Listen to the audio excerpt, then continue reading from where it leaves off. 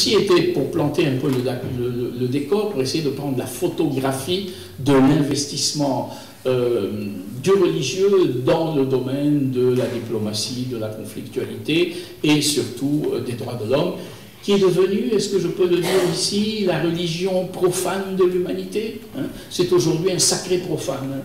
Durkheim, le sociologue français, disait « il y a du sacré sacré », et le sacré sacré concerne la transcendance, le rapport avec Dieu, et il y a du sacré profane, c'est-à-dire des éléments fondamentaux du vivre en commun, sociétal ou international, qui, s'ils sont touchés, véritablement remettent en cause la possibilité de faire corps, de constituer une communauté, nationale ou internationale.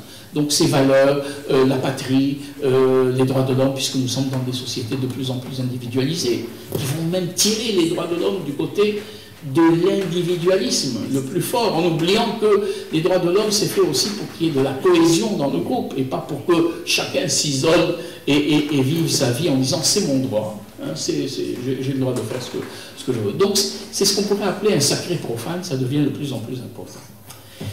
Comme je suis professeur des relations internationales, après avoir planté le décor, et je voudrais dire aux étudiants ici présents, que dans toutes les théories de relations internationales que nous enseignons, la religion n'occupe aucun rôle. Les grandes théories des relations internationales, c'est-à-dire je ne sais pas moi, le réalisme, comme celui de M.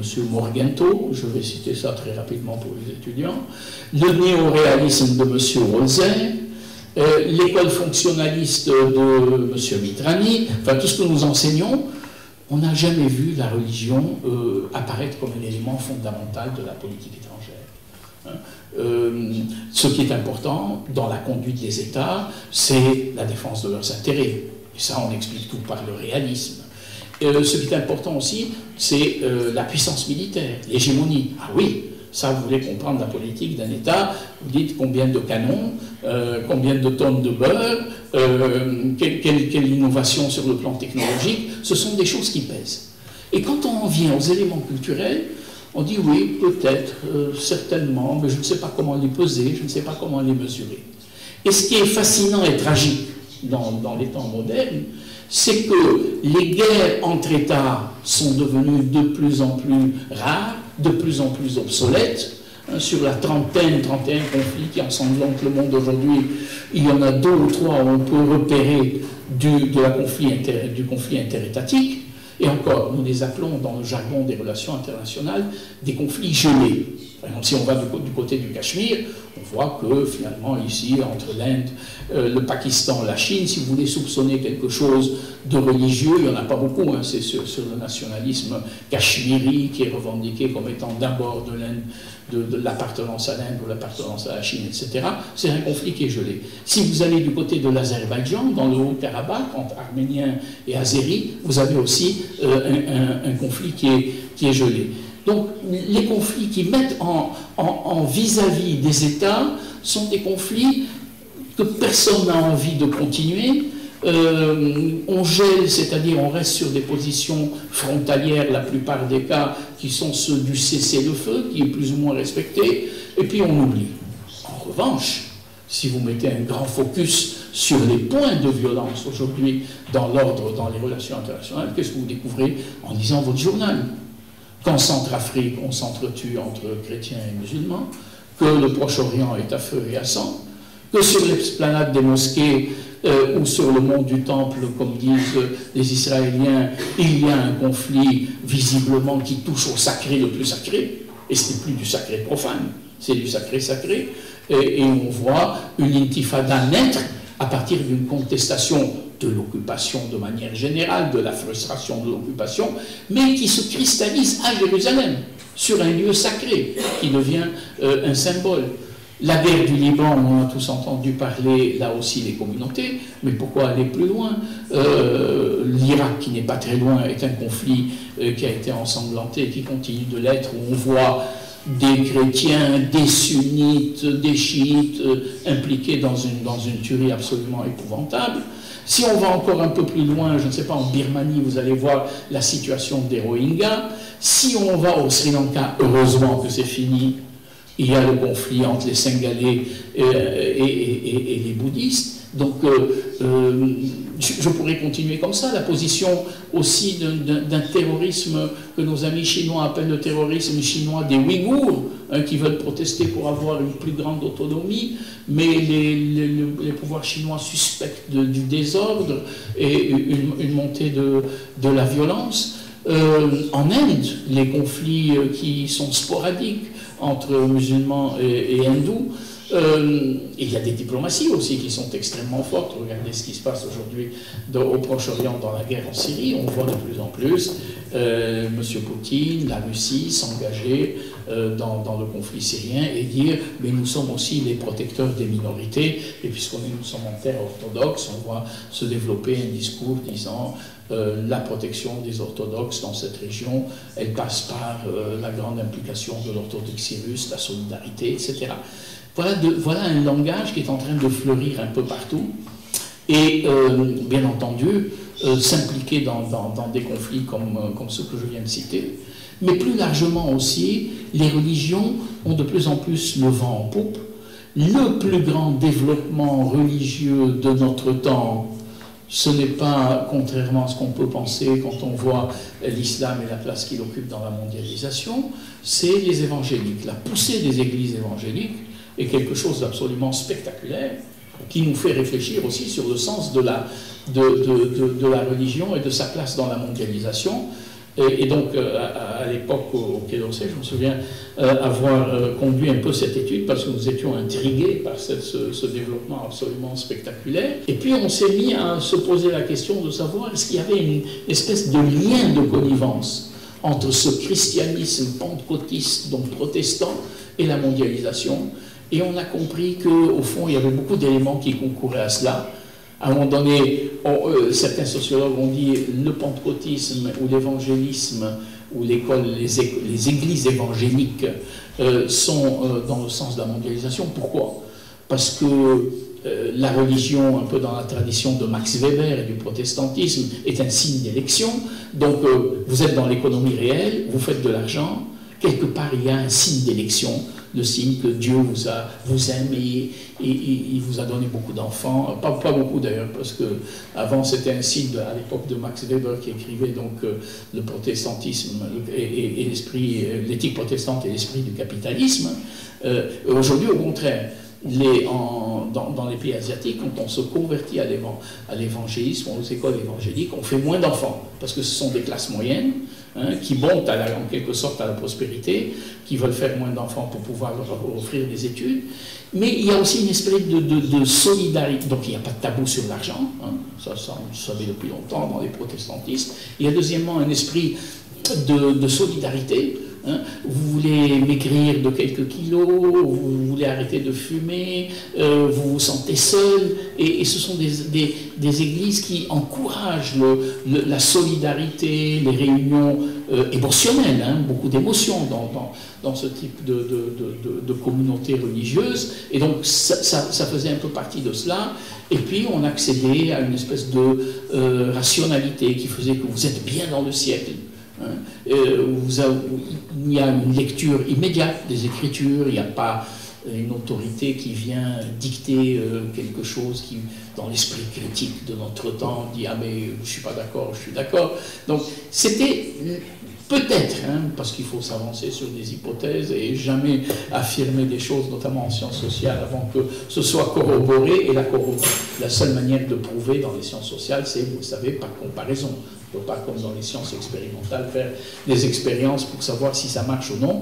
On verra un peu dans quelle mesure c'est quelque chose qui est assez convergent. Et donc on a vu que en 2050, la religion qui aurait le vent en poupe, c'est ce christianisme protestant de type évangélique, et depuis c'est un petit peu corroboré. Mais intéressant, fascinant de voir ce retour du religieux.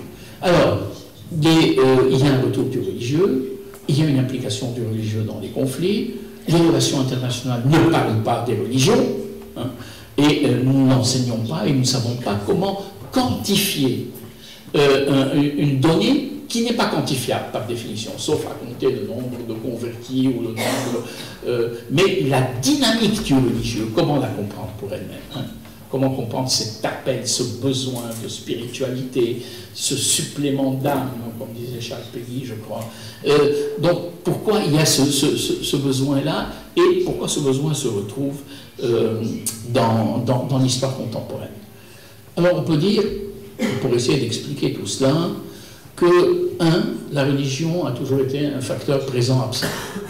Présent dans l'histoire de l'humanité, les grandes civilisations se sont faites à partir des intuitions, que ce soit le bouddhisme, que ce soit l'hindouisme, que ce soit le christianisme, que ce soit l'islam, et on pourrait dire que ce soit le judaïsme et la conscience du peuple juif et de son message porté par la Bible, se sont structurés sur la base du religieux, que ce soit un religieux de révélation ou que ce soit un religieux beaucoup plus, disons, comme le taoïsme ou le confucianisme, de respect des ancêtres et de respect des coutumes et de la hiérarchie sociale et surtout de la famille. Donc c'est un facteur qui était là, qui a structuré les relations internationales parce que à l'époque du Saint-Empire romain germanique, à l'époque de l'expansion de l'islam à partir du 8e siècle, la moitié du 8e siècle, à partir des batailles qui ont pu se faire pour l'Europe, pour la Méditerranée, dans d'autres régions, les religions ont été impliquées dans tout cela.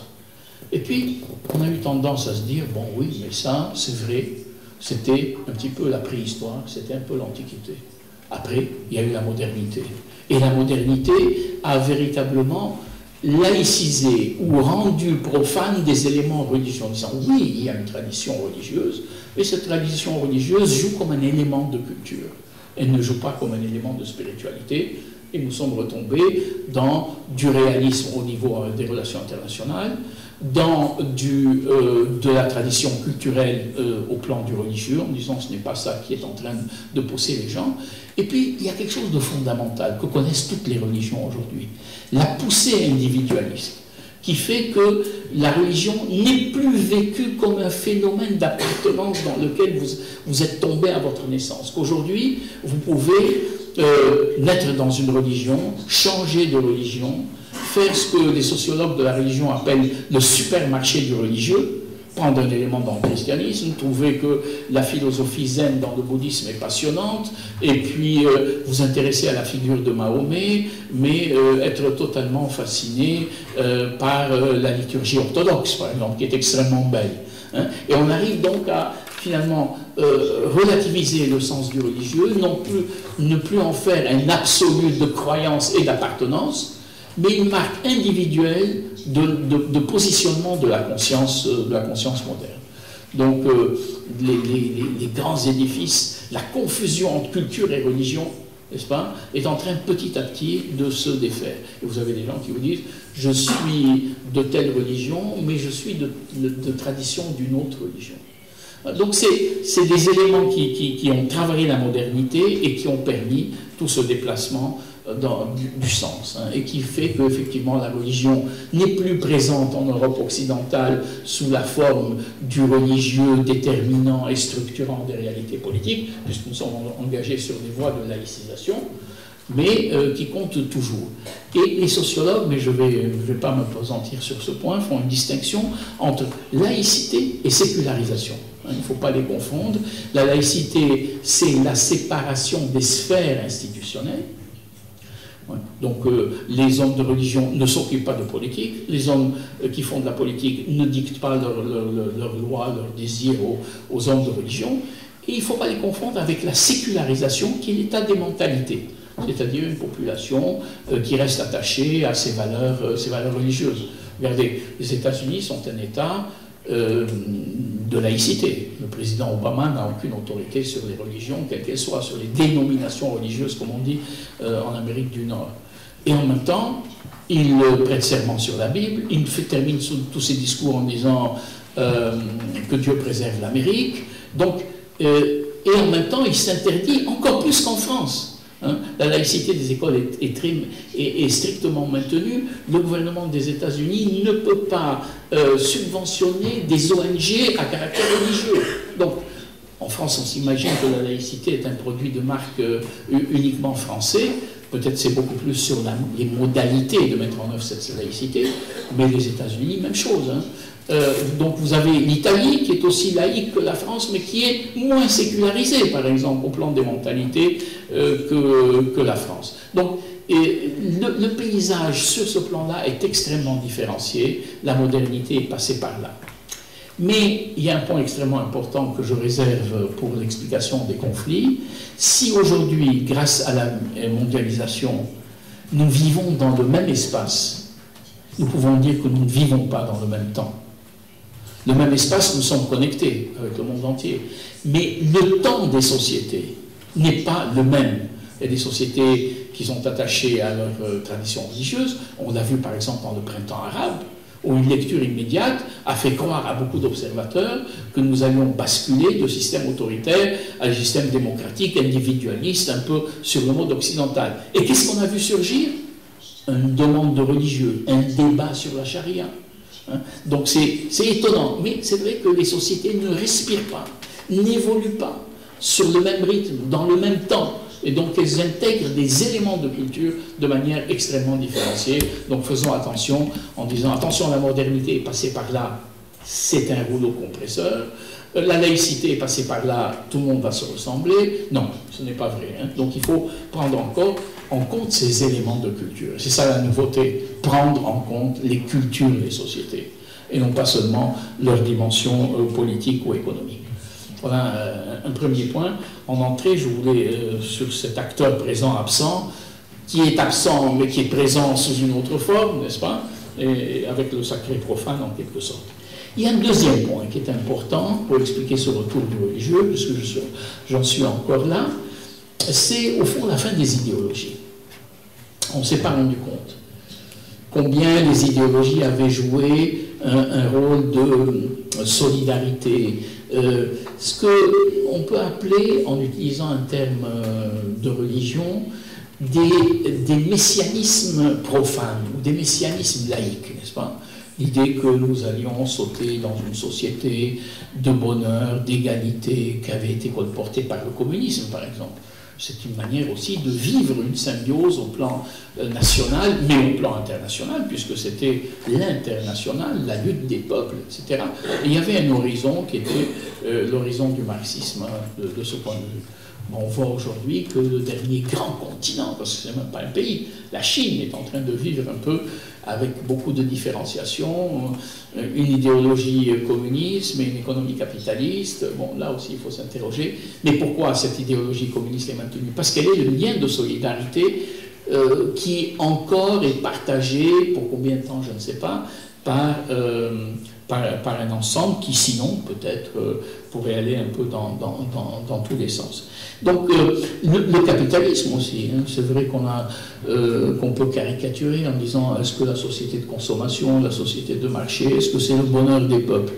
Mais il fut un temps pour les classes moyennes, on observe aujourd'hui en Chine, où accéder à la voiture, accéder à l'école, accéder au réfrigérateur, aux vacances dans les clubs, c'était peut-être une manière, je caricature, mais dans ces populations aussi, à un moment donné, nous l'avons vécu en Europe, une manière de caricaturer le bonheur et de se dire qu'il y avait quelque chose comme une espérance. La fin des idéologies a posé une vraie question. La vraie question était de savoir par quoi on pouvait remplacer cet horizon d'espérance disparu. Et là, on a vu revenir des thèses dont vous avez entendu parler, je ne voudrais pas me pesantir là-dessus, notamment la thèse de Huntington, sur les classes ont disparu, voici venir le temps des civilisations. Et quand on lit Huntington, on se rend compte que dans l'esprit d'Huntington, on ne peut pas suspecter d'être un théologien d'aucune manière, je veux dire, on voit que la religion représente la quintessence de la civilisation.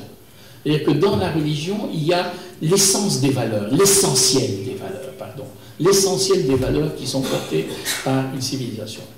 Et bien entendu, Huntington découpe un peu le monde en régions, le christianisme occidental, le christianisme russe, l'islam, la Chine, l'Inde.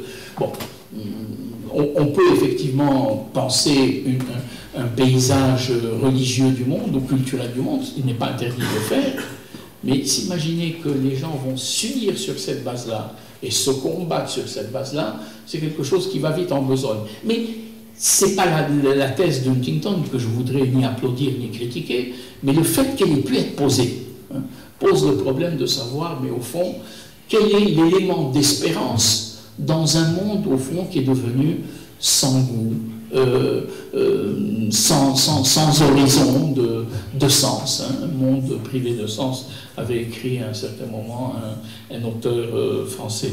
Donc, on voit aussi que la fin des idéologies pose une question qui est extrêmement importante de ce point de vue. Et puis, comme je vous disais, mais je ne vais pas revenir là-dessus, il faut que nous entendions au plan international sur des éléments de religion partagés, de valeurs sacrées, et là, on peut assister véritablement à un débat autour des droits de l'homme. Mais le débat autour des droits de l'homme, qui s'est beaucoup transformé, on n'aura pas le temps peut-être de l'aborder ce soir, c'est tout le monde croit aux droits de l'homme, tout le monde pense que l'homme a des droits, mais est-ce qu'il y a une vision commune des droits de l'homme, ou est-ce qu'il y a une vision occidentale des droits de l'homme, vision chinoise des droits de l'homme, vision islamique des droits de l'homme?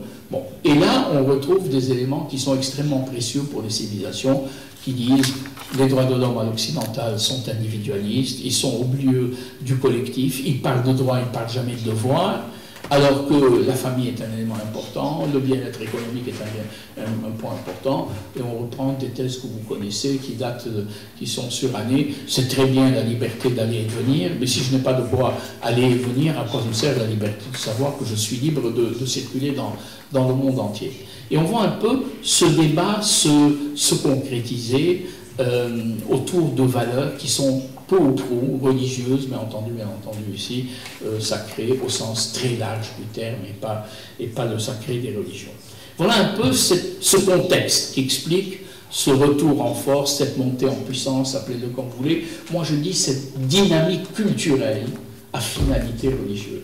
Parce que c'est une dynamique dans laquelle il y a des valeurs de culture, et elles sont convoyées, pas toujours, mais parfois, puisqu'on parle aujourd'hui des religions, elles sont en quelque sorte entraînées, poussées par une locomotive qui est celle du religieux, et qui est une locomotive qui mobilise. On reviendra sur ce point.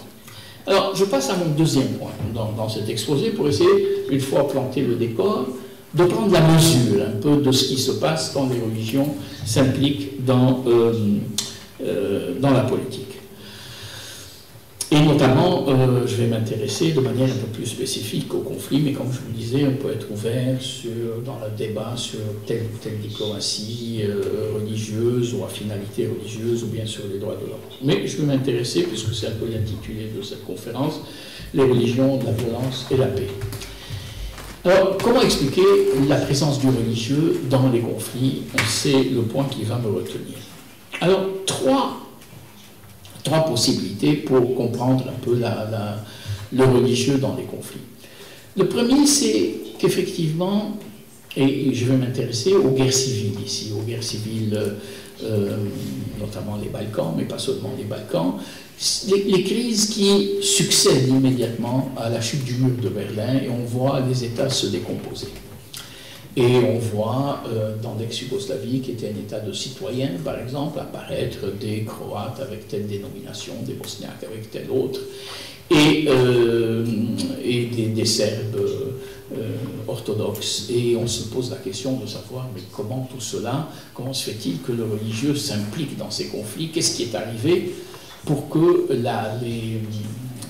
le délitement, la disparition du lien sociétal et du lien de citoyenneté ait donné lieu à cette montée des religions? Alors, beaucoup de gens sont partis sur cette idée de la fin des idéologies. Bien entendu, la fin des idéologies, ça veut dire qu'on revient à l'identité culturelle. L'identité culturelle dans certaines régions, c'est l'identité religieuse, et voilà le religieux qui arrive. Et en réalité, c'est vrai que l'explication la plus intéressante, c'est qu'elle est un peu simple.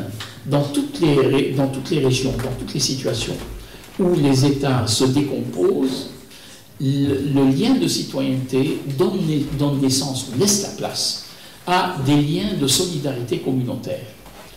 Et ce n'est pas parce que c'est la religion qui est en place mais ça peut être la langue qui peut être un élément de culture. Et donc la religion apparaît comme un marqueur identitaire dans des pays qui ont perdu le sens de leur identité première, ou dans lequel l'identité première s'est totalement délitée. Alors il faut se mettre un peu dans la perspective de Thomas Hobbes. Vous vous souvenez de Thomas Hobbes qui disait « Les hommes vivent dans l'état de nature, et quand ils bâtissent une société, il y a un léviathan qui les tient. Quand le léviathan ou l'État disparaît, il revient dans l'état de nature. » Alors, si les guerres civiles nous ont appris quelque chose, c'est que lorsque l'État disparaît, on ne revient pas à l'état de nature au sens où il y a des individualités. Il y a ce qu'on appelle une montée de l'infrapolitique vers le politique. Et qu'est-ce que c'est l'infrapolitique?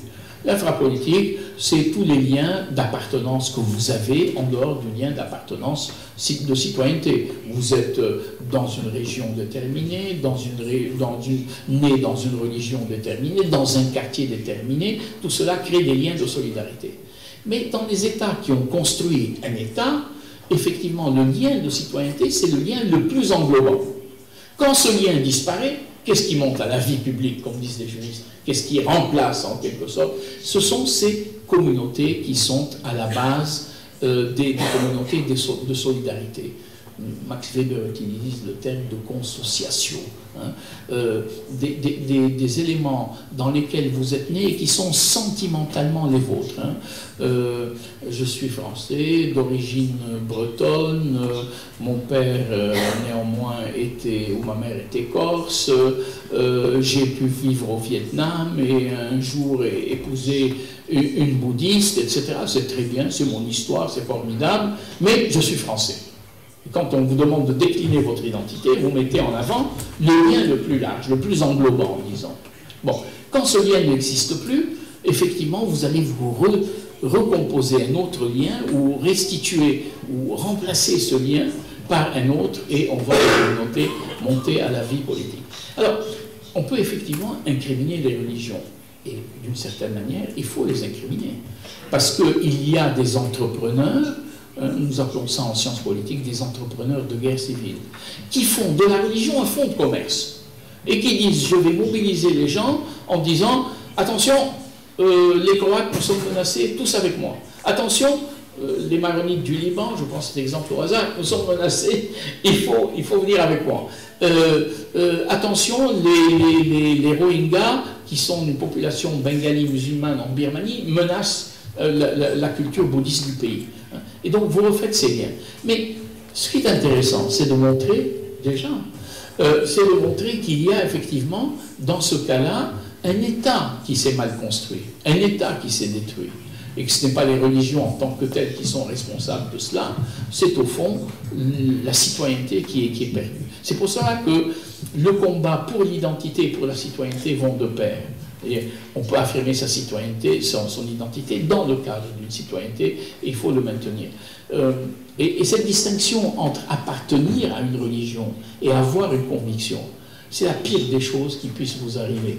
Je me souviens de cette anecdote que me racontait un sociologue, mais je l'ai vécu moi-même au Liban par ailleurs, mais on le vit aujourd'hui en Syrie ou ailleurs, mais qui m'avait été racontée par un sociologue d'Irlande du Nord.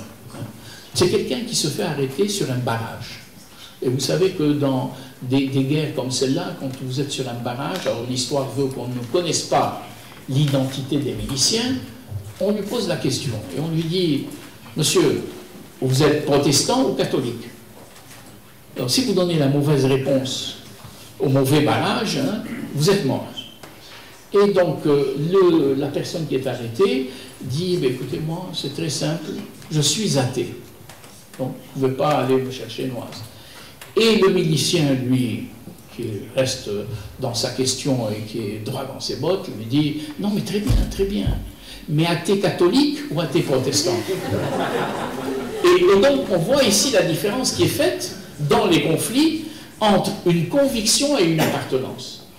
On s'en fiche, si j'ose dire, de savoir si vous croyez ou vous ne croyez pas. Ça ne m'intéresse pas de savoir si vous allez à la messe. Ça ne m'intéresse pas, dans le cas de l'Irlande, de savoir si vous êtes baptisé ou non. Non, mais je veux savoir à quel clan vous appartenez. Et donc là, c'est une instrumentalisation du religieux qui est transformé en marqueur social.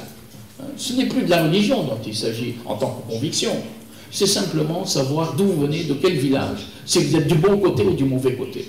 Et des exemples comme ça, on en connaît partout, dans toutes les guerres. Regardez Hutu Tutsi, regardez Singhalais Tamoul. On peut multiplier les exemples où la religion est impliquée. L'Irlande du Nord, heureusement que le conflit est terminé. Mais c'est un peu sur cette base où il y a une instrumentalisation du religieux, mais tout cela, bien entendu, naît d'une crise du politique. Alors, est-ce qu'on en est quitte avec la religion? Je ne pense pas. Parce que du coup, on pourrait dire que, comme il y a une conscience critique, on est responsable en religion de ce qu'on fait de votre religion.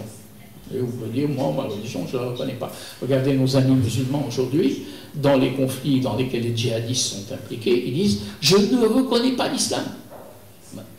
Et pourtant, celui qui tue est aussi musulman que celui qui proteste contre ce type d'islam. Je dis aussi musulman, je ne me permets pas de porter un jugement, mais se revendique de la même manière de ce référent. Et des gens qui sont à juste titre outrés en disant, mais je n'ai jamais appris ça.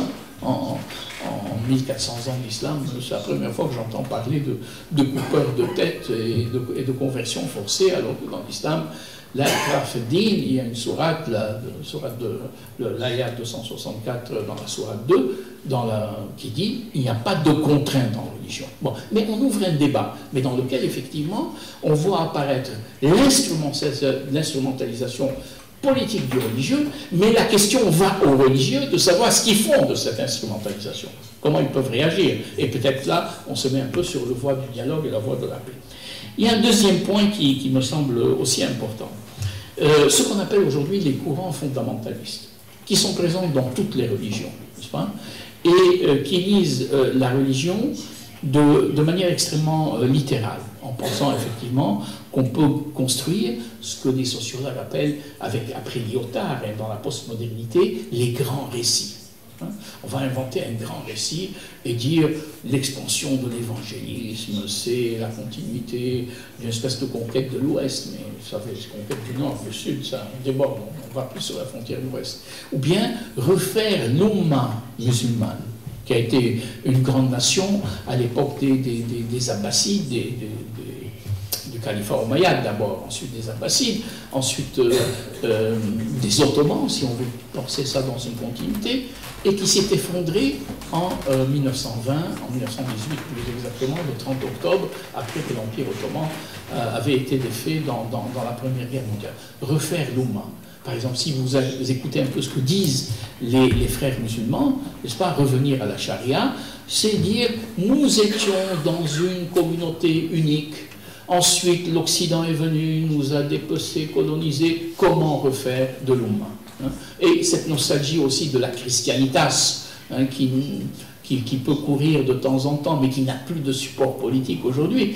Mais l'islam, précisément, parce que nous vivons dans un autre temps, les religions s'adaptent, s'accommodent, évoluent, se réforment, mais elles ne font pas tout de la même manière.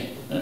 Et donc peut-être que l'islam ne s'est pas encore posé la question de tout cela, mais il se la pose, et notamment les plus brillants et les intellectuels se la posent. Mais disons que le rythme n'est pas le même, on ne peut pas comparer ce qui n'est pas comparable, il y a un temps de respiration du religieux qui n'est pas le même. Mais aujourd'hui, le fondamentalisme se présente véritablement comme quelque chose qui peut redonner du sens, refaire sens sur la base de la religion. Et puis il y a aussi un troisième point qui est peut-être le plus obscur. Alors, je vais mettre les pieds dans le plat en disant qu'effectivement aujourd'hui, quand je constate que le fondamentalisme peut être quiétiste, c'est-à-dire tempéré,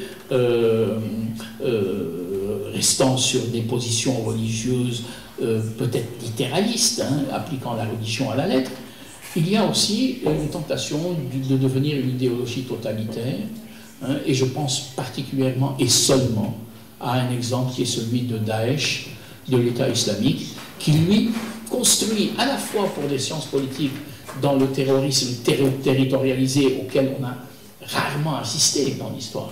Voilà un mouvement terroriste qui est en train de se constituer en État, ou qui tente de se constituer en État. Je ne suis pas sûr, je pense qu'il n'arrivera jamais à se constituer en État. Mais voilà un mouvement qui est entré dans le cycle de la violence, pas pour déstabiliser un gouvernement, Hein. Pas pour imposer son point de vue, mais pour dire, à partir de cette violence, écoutez, on va avoir un État, et dans cet État, il y aura des gens comme moi, et on retrouve cette tentation qu'on retrouve ailleurs, hein, celle de la pureté ethnique, de la pureté religieuse. Ce drame des temps modernes, qui est comment vivre entre soi, alors que toute la mondialisation, c'est comment vivre avec les autres.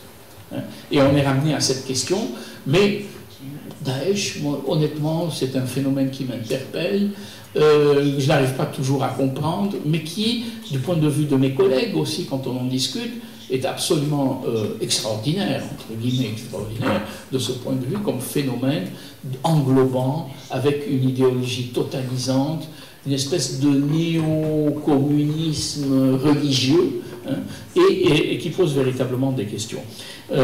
Donc on reviendra dans les détails dans tout cela, mais je voudrais terminer sur une note quand même optimiste. J'ai 1 minute, non 5 minutes, bon 5 minutes, 1 minute.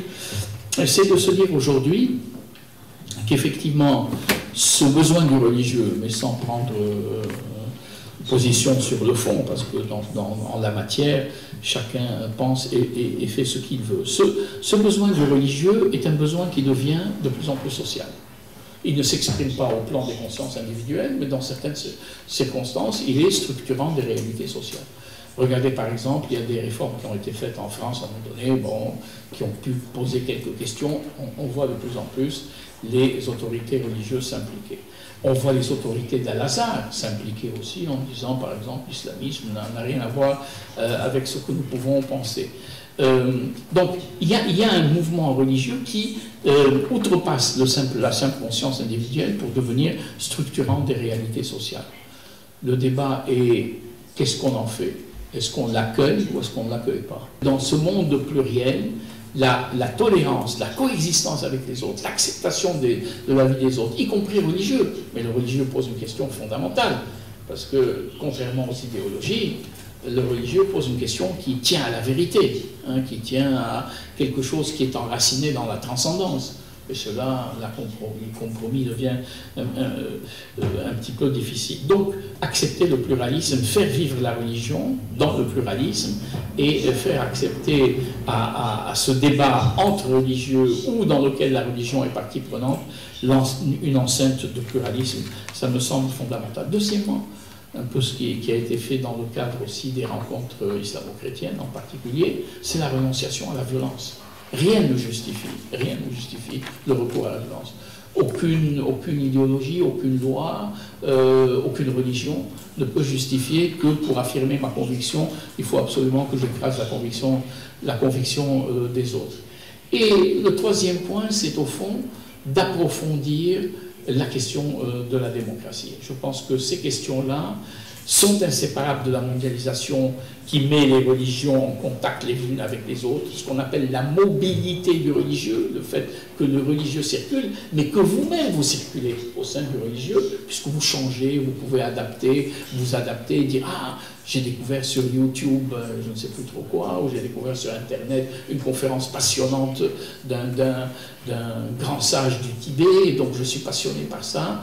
Mais l'accepter dans le cadre d'un débat où la religion tient son rang, tient son rôle, apporte son élément de spiritualité, apporte une réflexion fondamentale sur les valeurs, parce que les religions ont ce fond, pas seulement elles, parce qu'il y a un fond aussi humaniste, hein, qui apporte des valeurs, il faut les prendre en compte, mais nous parlons aujourd'hui plus de religion.